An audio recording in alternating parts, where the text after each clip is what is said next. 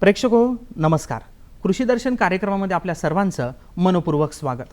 आज आपण सेंद्रिय शेतीमध्ये जीवाणू खतांचा वापर या विषयावरती चर्चा करणार आहोत. सेंद्रिय शेती म्हणजे नेमकं काय, या सेंद्रिय शेतीमध्ये जीवाणू खतांचा वापर कशा पद्धतीने करणं गरजेचं आहे, जीवाणू खतं म्हणजे काय याचाही या मुद्द्याची आपण चर्चा करणार आहोत.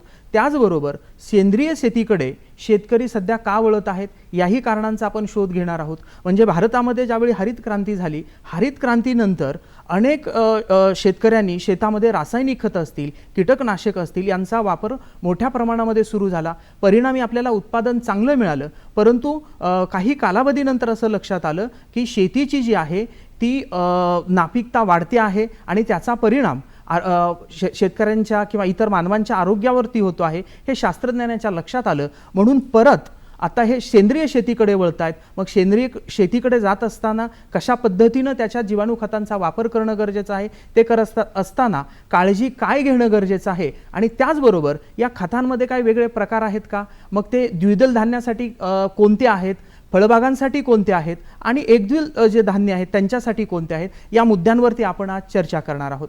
या चर्चेमध्ये सहभागी झालेले आहेत शास्त्रज्ञ क्रांती निगडे मॅडम, ज्या वसंतदादा शुगर इन्स्टिट्यूट येथे सूक्ष्म जीवशास्त्र विभागामध्ये कार्यरत आहेत. मॅडम, तुमचं कृषी दर्शन कार्यक्रमामध्ये स्वागत आहे. सेंद्रिय शेती ही काय संकल्पना आहे? पारंपरिक पद्धतीने आपल्या देशामध्ये ही पूर्वीपासून शेती केली जायची. जेव्हापासून हरित क्रांती उदयास आली, सन साधारण 1960 पासून हरित क्रांतीचा उदय झाला आणि या हरित क्रांतीमध्ये जास्त उत्पादन देणाऱ्या वाहनांचा, त्याचबरोबर रासायनिक खतं असतील, रासायनिक तणनाशक असतील, रासायनिक कीटकनाशक असतील, यांत्रिकीकरण असेल, याचा वापर हा अधिक उत्पादन होण्यासाठी होऊ लागला. आणि यामध्ये काय झालं की वाढत्या लोकसंख्येची अन्नधान्याची गरज भागवण्यासाठी हरित क्रांतीचा मोठा वाटा आहे. पण याच कालावधी दरम्यान काय झालं की अति प्रमाणामध्ये रासायनिक खतं, रासायनिक कीटकनाशकं, रासायनिक तणनाशकं याचा वापर झाला आणि या वापरामुळे याचे दुष्परिणाम जे आहेत हे जमिनीवरती, पिकावरती, मानवी आरोग्यावरती आपणास दिसून येऊ लागलेत. ज्यामध्ये प्रामुख्याने जमिनीचा जो पोत आहे, कस आहे, तो खालावत चाललेला आहे. त्याचबरोबर हे जे काही कीटकनाशक आहेत त्यांचा अंश जमिनीमध्ये, पाण्यामध्ये राहिल्यामुळे त्याचा आता दुष्परिणाम आपल्याला मानवी आरोग्यावर सुद्धा दिसू लागलेला आहे. मग या सगळ्या गोष्टीचा विचार करता आपल्याकडे सेंद्रिय शेती करण्याचा कल जो आहे तो शेतकऱ्यांचा वाढलेला आहे. आणि या सेंद्रिय शेतीमध्ये आपण सध्या या आधुनिक काळामध्ये पारंपरिक ज्ञान व जे काही नैसर्गिक स्तोत्र आहेत याचा वापर करून ही सेंद्रिय शेती करतो. त्याची वैशिष्ट्ये काय आहेत, कशा पद्धतीने ही शेती केली जाते, ते कसं ओळखायचं की ही सेंद्रिय पद्धतीची शेती आहे? यामध्ये प्रामुख्याने 3 गोष्टींचा हा विचार केला जातो, ज्याच्यामध्ये जमिनीचं आरोग्य आहे, पिकाचं आरोग्य आहे आणि मानवाचं आरोग्य आहे. आणि या तिन्ही गोष्टींचा विचार करता पर्यावरण पूरक अशी ही सेंद्रिय शेती केली जाते. मग ज्याच्यामध्ये जमिनीचं आरोग्य म्हटलं तर सगळ्यात पहिल्यांदा जमिनीचा आत्मा जो असतो तो सेंद्रिय कर्ब असतो आणि तो सेंद्रिय कर्ब वाढवण्यासाठी किंवा पिकाला जमिनीमधून मूलद्रव्य उपलब्ध करून देण्यासाठी सेंद्रिय शेतीमध्ये सेंद्रिय खतही वापरली जातात. मग ज्याच्यामध्ये शेणखत आहे, कंपोस्ट खत आहे, गांडूळ खत आहे. त्याचबरोबर पिकांचे जे अवशेष राहतात त्या अवशेषांमध्ये सेंद्रिय पदार्थ जे राहतात त्या सेंद्रिय पदार्थापासून तयार केलेलं सेंद्रिय खत सुद्धा तिथं वापरलं जातं. जसं की आता ऊस तुटून गेला तर ऊस तुटून गेल्यानंतर सगळ्यात मोठ्या प्रमाणात पाचट राहतं. तर साधारण एका एकरामध्ये 5 ते 6 टनापर्यंत हे पाचट राहतं. तर या पाचटापासून सुद्धा सेंद्रिय खत तयार करता येऊ शकतं. त्यासाठी जे काही डिकम्पोजिंग कल्चर म्हणून जीवाणू खत आहे त्याचा वापर केला तर आपल्याला साधारण या 5 ते 6 टनापासून 2.5 ते 3 टनापर्यंत सेंद्रिय खत मिळतं. असं ह्या सेंद्रिय खताचा तिथं वापर केला जातो. त्यामुळे एकूण काय होतं की जमिनीमध्ये सेंद्रिय कर्ब वाढतो, पिकाच्या वाढीसाठी लागणारे जे मूलद्रव्य आहेत ते तिथं घातली जातात. त्याच्यानंतर ह्युमसचं प्रमाण वाढतं. एकूणच काय होतं की जमिनीचा जो पोत आहे, जमिनीचा जो कस आहे तो तिथं वाढला जातो. त्यामुळे जमिनीची धूप होत नाही. त्याच्यामुळे जमिनीचं जे आरोग्य आहे ते सुधारण्यास मदत होते. दुसरी गोष्ट की जेव्हा पीक शेतामध्ये उभं असतं तेव्हा पिकाचं संरक्षण रोग आणि किडींपासून करण्यासाठी आपण तिथे सापळा पीक पद्धती वापरतो किंवा जैविक कीड नियंत्रक आहेत, जैविक बुरशी नियंत्रक आहेत, त्याचा वापर केला जातो. काही मित्र किडींचा वापर केला जातो की जेणेकरून तिथे कुठल्याही रासायनिक घटकांचा वापर हा जो आहे तो टाळला जातो. सेंद्रिय शेतीमध्ये हे जीवाणू खतं म्हणजे मगाशी आपण बोलत असताना आपला विषय पण तोच आहे. या जीवाणू खताचं काय महत्त्व आहे? 1 ग्राम माती घेतली आणि 1 ग्राम मातीमध्ये लाखोच्या संख्येमध्ये हे जीवाणू असतात. तर ह्याच्यामध्ये जे उपयुक्त जीवाणू आहेत ते काय काम करतात की पिकाच्या मुळाच्या सानिध्यात राहतात आणि जमिनीतलं जे मूलद्रव्य ते उपलब्ध करून देतात. आता सेंद्रिय शेती पाहिलं तर सेंद्रिय शेतीमध्ये सगळ्यात जास्त पिकाचं उत्पादन घेण्यासाठी जमिनीमधून आपण जे मूलद्रव्य आहेत ते जमिनीमधून मूलद्रव्यांची गरज भागवण्याचं आपण पहिलं काम करतो. त्याचबरोबर जमिनीमध्ये सुद्धा हे मूलद्रव्य असतात. मग हे मूलद्रव्य उपलब्ध करून देण्याचं काम फक्त आणि फक्त हे जीवाणू खतं करत असतात. बरं. आणि त्या दृष्टिकोनातून जीवाणू खतांचं जे महत्त्व आहे हे सेंद्रिय शेतीमध्ये खूप जास्त आहे. हे जीवाणू खत म्हणजे नेमकं काय? त्याचे काही असे वेगवेगळे प्रकार आहेत का? तर जीवाणू हे काय आहेत की सूक्ष्मजीव आहेत आणि ते उपयुक्त असे जे सूक्ष्मजीव आहेत जे प्रयोगशाळेमध्ये विशिष्ट माध्यमामध्ये बनवलेले असतात आणि अशा माध्यमामध्ये बनवलेलं जीवाणू खत आहे ते आपण शेतकऱ्यांना देत असतो. मग ज्याच्यामध्ये हे जीवाणू खत जेव्हा आपण शेतामध्ये वापरू तेव्हा ते शेतामधले म्हणजे जमिनीमधल्या सेंद्रिय कर्बावर वाढत असतात आणि ते वाढत असताना ते काय काम करतात की वेगवेगळी जी आम्ल आहेत म्हणजे ऑर्गॅनिक ॲसिड जे आहेत ते तिथं सोडतात आणि ते उत्सर्जित केल्यामुळे काय होतं की जे संयुगाच्या स्वरूपामधले जखडलेले जमिनीमधले मूलद्रव्य आहेत ते विलग होतात आणि मग ते मुळाद्वारे पिकांना उपलब्ध करून दिली जातात. कुठलं मूलद्रव्य उपलब्ध करून दिलं जातं जीवाणूंकडून त्याच्यावरून त्याचं वर्गीकरण केलेलं जातं. मग त्याच्यामध्ये नत्र स्थिर करणारे जीवाणू आहेत, पालाश उपलब्ध करून देणारे जीवाणू आहेत, स्फुरद विरघळवणारे जीवाणू आहेत, गंधक विघटक करणारे जीवाणू आहेत, सिलिकॉन उपलब्ध करून देणारे जीवाणू आहेत, लोह आणि जस्त उपलब्ध करून देणारे जीवाणू खत आहे. एकूणच काय तर पिकाच्या वाढीसाठी लागणारी मुख्य, दुय्यम आणि सूक्ष्म अशी सगळी मूलद्रव्ये ही जीवाणू खतांकडून उपलब्ध करून दिली जातात.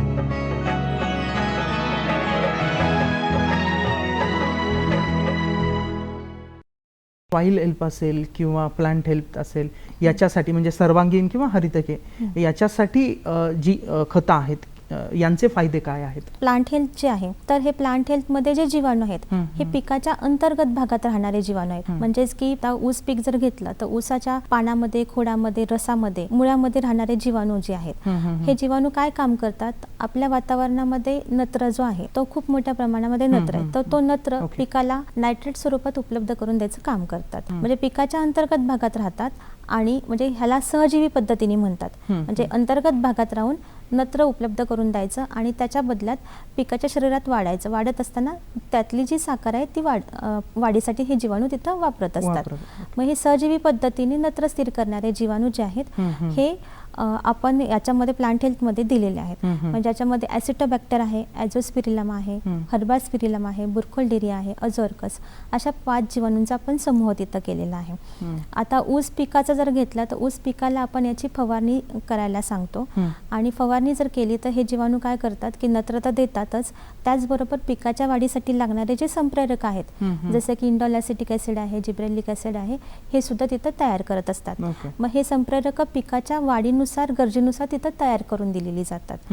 असा ह्या प्लांट हेल्थचा फायदा आहे. त्याचबरोबर अजून एक त्याचा फायदा असा आहे की नत्रयुक्त रासायनिक खतं जी आहेत त्याची आपण मोठ्या प्रमाणामध्ये तिथं बचत करू शकतो. आणि दुसरं जे आपलं जीवाणू खत आहे सॉइल हेल्थ, तर हे सॉइल हेल्थ नावाच्या जीवाणू खतामध्ये आपण समूह दिलेला आहे. हा समूह जो आहे तो जमिनीमध्ये काम करणार आहे. म्हणजे याच्यातलं जे जीवाणू आहेत हे तुम्हाला जमिनीमध्ये वापरायचे. मग ज्याच्यामध्ये तुम्हाला नत्र स्थिर करणारे जीवाणू आहेत, पुरद विरघळवणारे जीवाणू आहेत, पालाश उपलब्ध करून देणारे जीवाणू आहेत, गंधक विघटक करणारे जीवाणू आहेत, लोह आणि जस्त, म्हणजे हे सगळे मूलद्रव्य उपलब्ध करून देणारे जीवाणू आपण त्याच्यामध्ये एकत्रित दिलेले आहेत.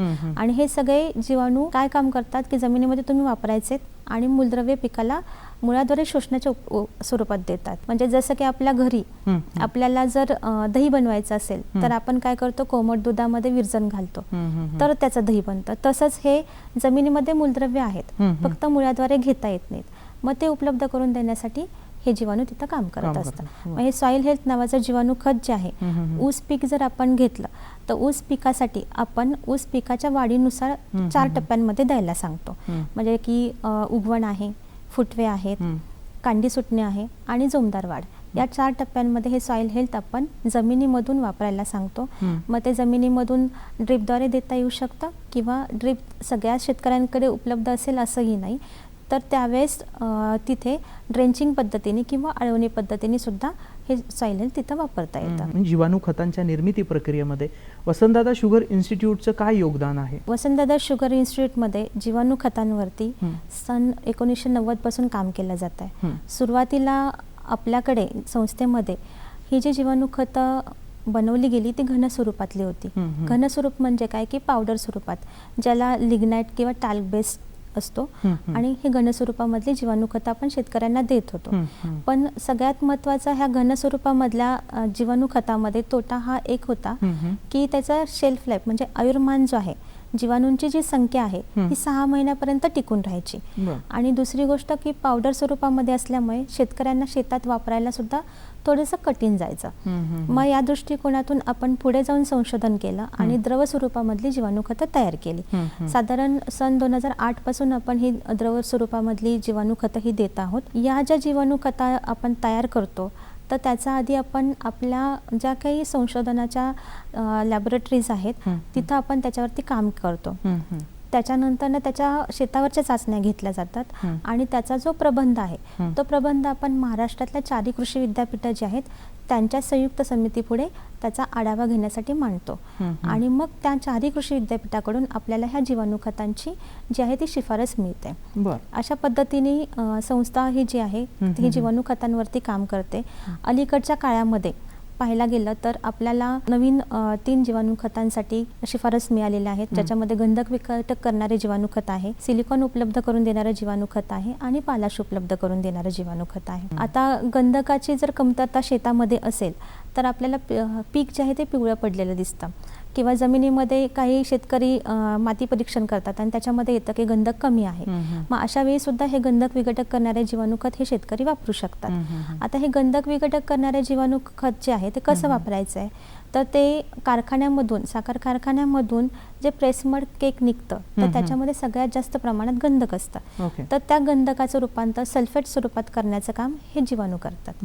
मग त्यासोबत जर वापरलं तर पिकाची जी गंधकाची कमतरता आहे ती तिथं भरून निघते. दुसरं जे जीवाणू खत आहे सिलिकॉन, तर सिलिकॉन हे जे पिकाला कमी प्रमाणात लागतं पण त्याचं कार्य जे आहे ते मोठ्या प्रमाणामध्ये आहे. जसं की पाहायला गेलं तर सिलिकाचं प्रमाण व्यवस्थित पिकामध्ये असेल तर रोग आणि किडींचा प्रादुर्भाव जो आहे तो तिथं कमी होताना आपल्याला दिसून येतो. कारण सिलिका जास्त प्रमाणामध्ये असतील तर पानं जी आहेत पिकाची ती कडक बनतात आणि प्रादुर्भाव जो आहे तो किडींचा कमी होऊ शकतो. रस शोषणाऱ्या किड्या ज्या असतात त्यांचा रस शोषता येत नाही आणि त्यामुळे आपल्याला प्रादुर्भाव कमी झालेला तिथं हा दिसून येतो. सिलिकॉन विरघळणारे जीवाणू जे आहेत ते सुद्धा बगॅसची राख जी असते, काळी राख निघते कारखान्यामधून, त्याच्यात सिलिका जास्त असतात.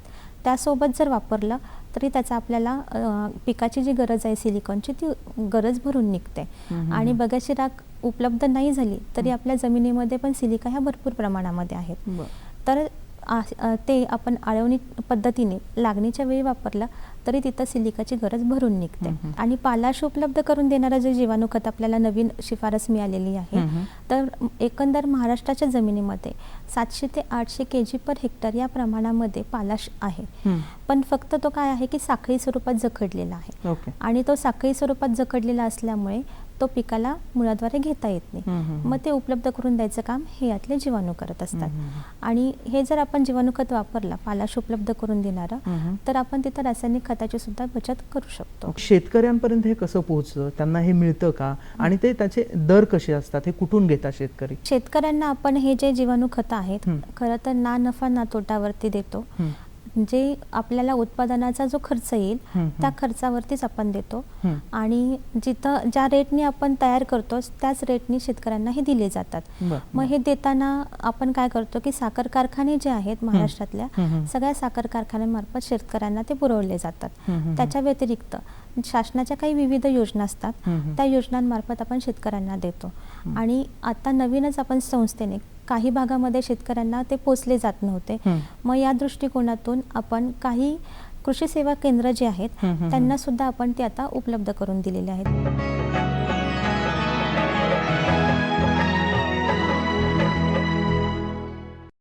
आणि पुढचा प्रश्न म्हणजे कीटकनाशकाच्या संदर्भामधला आहे. जे सेंद्रिय शेतीमध्ये जी काही जैविक कीटकनाशक आहेत याचं काय महत्त्व आहे?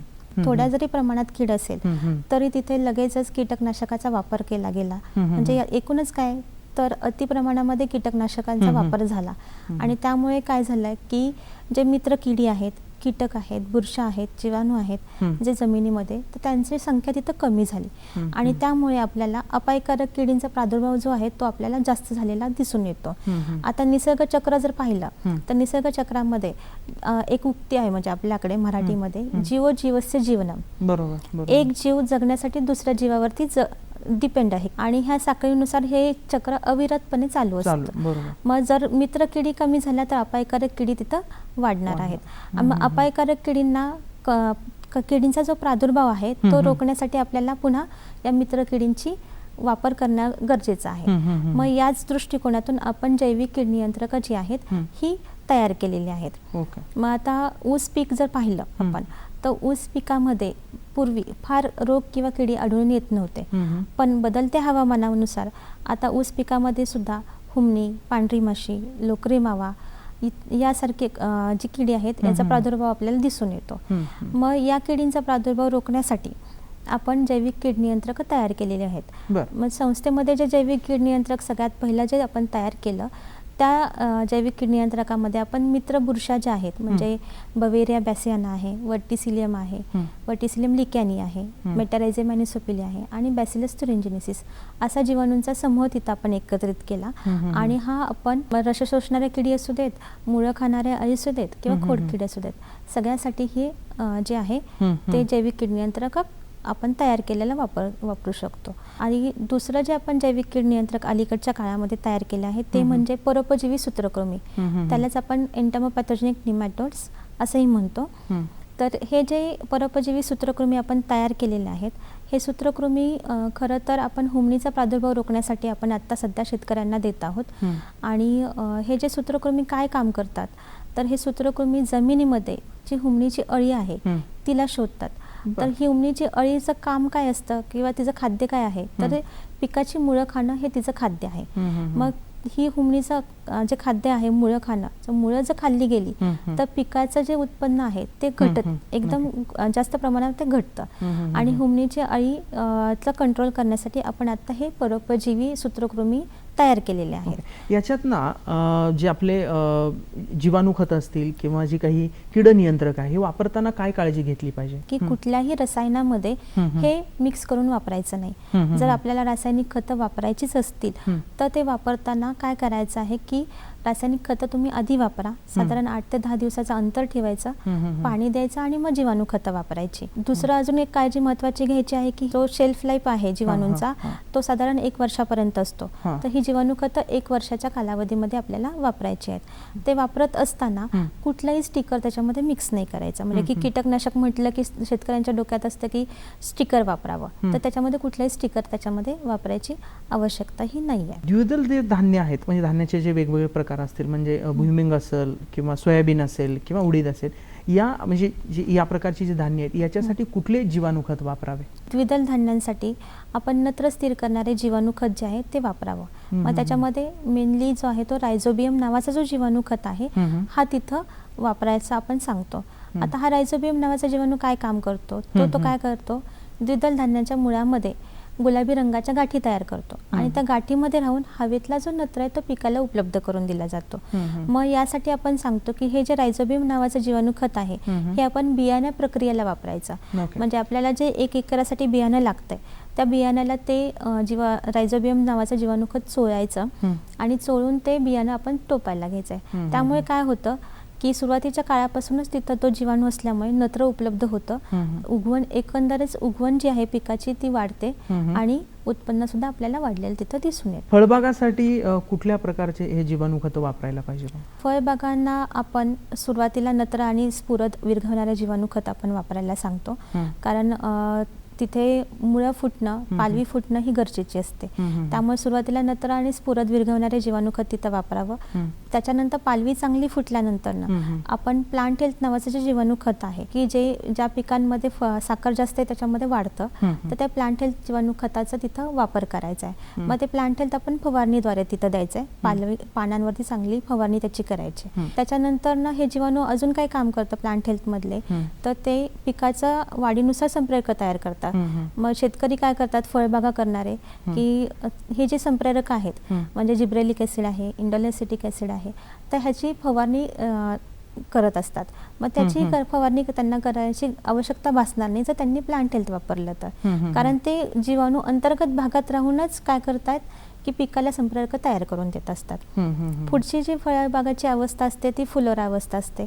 फुलकळी चांगली निघाल्यानंतर फळ अवस्था असते. तर मग फळ अवस्थेमध्ये फळाची चव गोडी वाढण्यासाठी पालाशची आवश्यकता जास्त असते. मग तिथं आपण शेतकरी बांधवांना सांगतो की तुम्ही पालाश उपलब्ध करणारे जीवाणू खत जे आहे तुमचं फळ सेट झाल्यानंतर तिथं वापरू शकता. उत्पादन वाढण्यासाठी किंवा पिकांची वाढ होण्यासाठी कुठली जीवाणू खतं वापरावी आणि शेवटी शेतकऱ्यांना काय सल्ला द्याल? जीवाणू खतांचा समूह जो आपण तयार केलेला आहे तो तुम्ही वापरला तरी चालेल. काही शेतकऱ्यांना सगळ्यांना जीवाणू खतांचा समूह उपलब्ध होणार नाही. त्यामुळे अशा शेतकऱ्यांच्या बाबतीत नत्र स्थिर करणारे जीवाणू खत जे आहे म्हणजे एकदलीय पिकं असतील अझोटोबॅक्टर वापरू शकता. ॲसिटोबॅक्टर ऊस म्हणजे ज्या पिकांमध्ये साखर जास्त असते त्यांना ॲसिटोबॅक्टर किंवा प्लांट हेल्थ नावाचे जीवाणू खत वापरू शकता. आणि जमिनीतून देणारे स्फुरद आहे, पालाश आहे. आणि जर पिकांमध्ये कमतरता असेल तर गंधक विघटक करणारे जीवाणू खत आहे, सिलिकॉन उपलब्ध करून देणारे जीवाणू खत आहे. हे जीवाणू खतं आणि त्याचबरोबर सूक्ष्म अन्नद्रव्य उपलब्ध करून देणारे लोह आणि जस्त विरघळणारे जीवाणू खतं जी आहेत ह्याचा वापर करावा. आणि शेतकरी बांधवांना मी एकच सल्ला देईल की जेव्हा आपण सेंद्रिय शेती करत असता तेव्हा सेंद्रिय शेती करत असताना जी गुणवत्ता जी आहे जीवाणू खतांची ती बघावी आणि शासनाच्या नियमावलीनुसार ज्या प्रयोगशाळेमध्ये हे जीवाणू खतं तयार केली जातात अशा तयार केलेल्या प्रयोगशाळेमधलीच जीवाणू खतं वापरावी. शेतकरी मित्रहो, आज आपण सेंद्रिय शेतीमध्ये जीवाणू खतांचा वापर कशा पद्धतीनं करणं गरजेचं आहे आणि त्या खताचा जर वापर केला तर त्याचा उत्पादनावरती काय परिणाम होतो आणि चांगलं उत्पादन मिळण्याबरोबरच एक आरोग्य आपलं जोपासण्यासाठी जो काही शेतीतला माल निघणार आहे एकूणच मानवी व्यवस्था सुरळीत ठेवण्यासाठी आणि मानवाची साखळी सुरळीत ठेवण्यासाठी ही सेंद्रिय शेती उपयुक्त ठरणार आहे असं आजच्या या चर्चेमधून आपल्या लक्षात येत आहे. मॅडम, तुम्ही कृषीदर्शन कार्यक्रमामध्ये सहभागी झालात आणि अत्यंत महत्त्वाची अशी माहिती दिलीत त्याबद्दल तुमचे मनपूर्वक आभार. धन्यवाद.